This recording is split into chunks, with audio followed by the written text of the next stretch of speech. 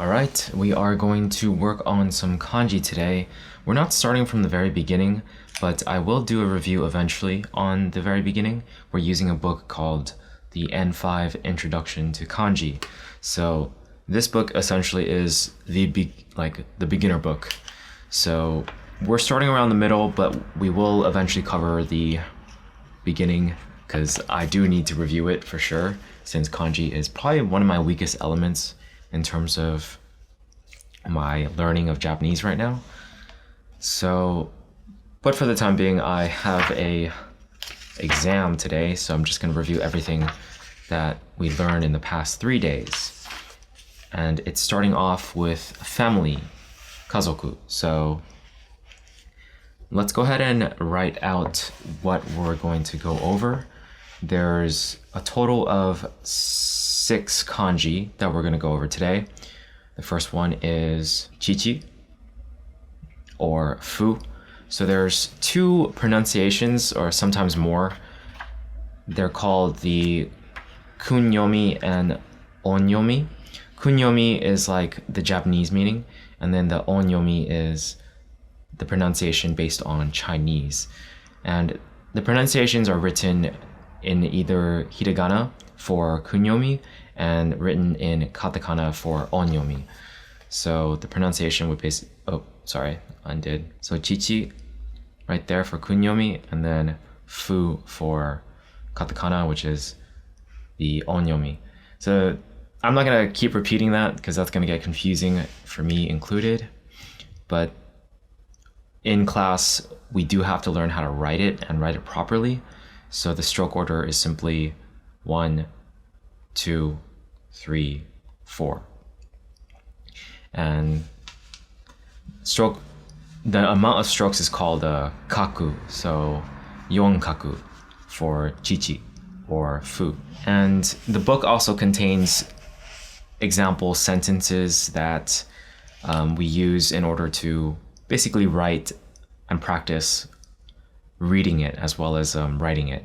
So the first example, I'll just give it to you guys, is Nihon de chichi no hi wa itsu desu ka? So that's asking like, what is... Actually, I don't really know exactly what chichi no hi is, but it's like Father's Day, I guess. So I was asking in Japan, when is Father's Day? That's my assumption. And then this says 6月の第3日曜日です. Okay. That was kind of broken, so I'll say it one more time. 6月の第3日曜日です. So 第3 basically just means the third of the calendar. So 日曜日 is Sunday, so the third Sunday of month 6. So that's the type of examples that we get in this book. It's just like sentences where we have to write out. Because right now I was reading the kanji, and then underneath it I have to, like, for instance, I'll just write it out so you can see it. So to have something like that, and then underneath it has a box where we just write out the kanji in hiragana. I'm not going to actually do too much of reviewing that. We're gonna just specifically go over things that contain chichi or fu. So the words are so fu. So this would be fu right here. And sofu means grandfather. And let's keep moving until we see other examples. Actually, there aren't too many. It looks like they mix up chichi with haha. So let's go ahead and go over the next one. The next one is haha, which the stroke order is 1, 2, 3, 4, 5. So we have haha, and then we also have bo. And the variations that we get in the examples are haha no hi, which is the same thing as from before, similar to chichi. And then we have another one, and this one is bogo. And bogo is basically like your mother tongue, essentially. So, anata no bogo wa nan desu ka is like asking, what is your native language, essentially. And there's another variation, one that I'm not super familiar with, to be honest. This one's boko. And it has something to do with school, like maybe like something related to this, possibly. I need clarification for that, but that's just one of the terms. And I think that's it. I think that's it for this page. There's another term, which is this one first, and then that was written very poorly, but it's chichi and then haha, but then you use the onyomi instead. So that ends up being fubo, and I don't know why I'm writing it in katakana. It should be written in hiragana instead. Okay, so that's pretty much all we have to remember, and this is sort of how these things go. It's just like you learn the stroke order, you learn how to write it, and then you learn the different cases for how it's applied or how it's read. The most used cases, because there are definitely some special cases. So let's do this again for the next kanji. Try to speed it up this time. So this time we got ko or shi, and that's sankaku. So there's 3 strokes to this. 1, 2, 3. And for this one, we have this character basically means like child. So we have kodomo, which is probably the most common one. Then we have oko-san. Kodomo means child, oko-san, I believe it's just referring to someone else's child. Like when you're talking to them, you're saying like your child, and that's oko-san. Definitely, when I say that I'm not certain, definitely fact check it. Sometimes the class moves really, really fast. So then we have futago. I have no idea what that means actually. Okay. Futago means twins. I'm gonna try to remember that. I knew futa represented 2, but wasn't sure what it could have meant, like second child or whatever, but twins, futago, makes sense. Okay, and then we have the next one, which is otoko or dan. Those are poorly written N, but there are 7 strokes to this one.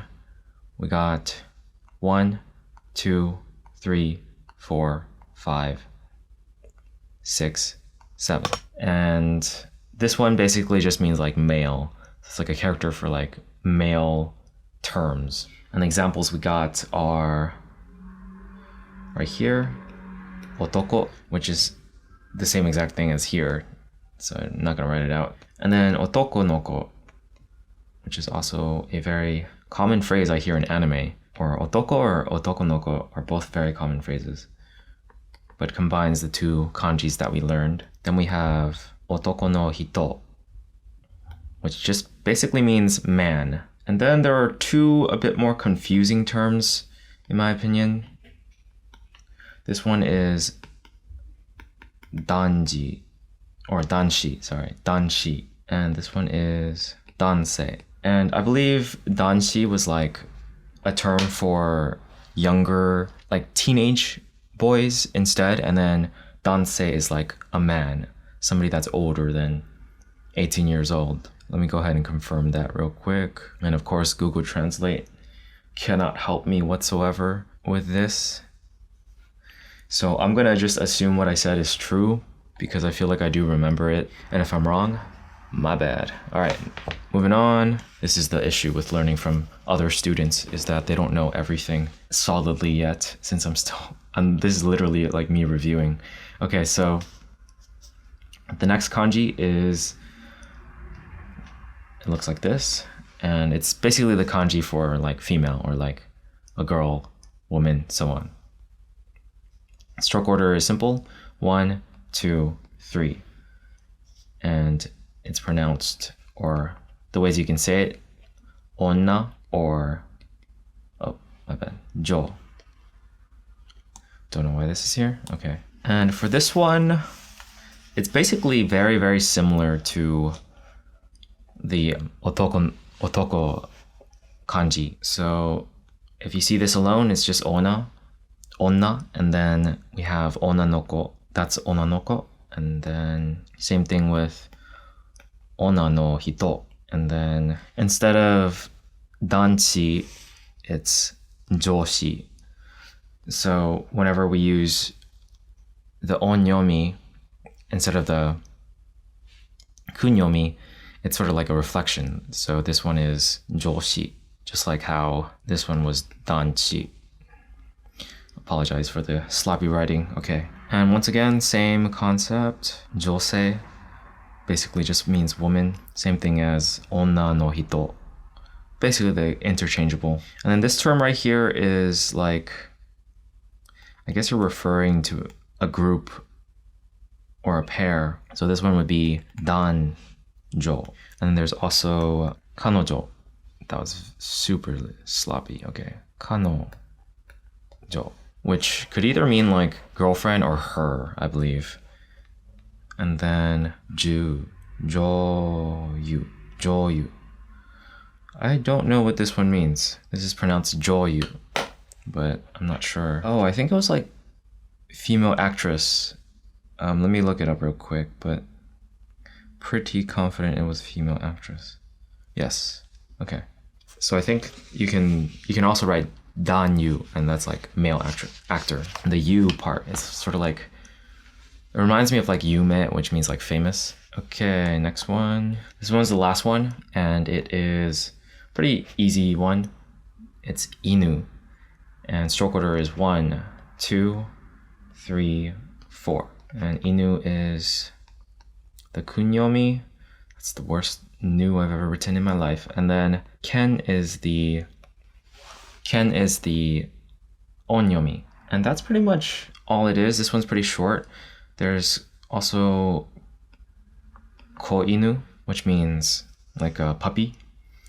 And then there's this one, o kogata ken. Kogata ken. That's confusing. It should be ogata ken. This is ogata ken, which means big dog, essentially. And then the last one is modo ken, which means like a seeing dog. Like if you're blind and you can't see, modo ken is like a dog that helps you see. Okay, and that's pretty much it for the review of everything we learned in the past 2 days. So we just learned all of those kanjis, how to write them, what their variations are, like how to say them in different contexts with different hiragana.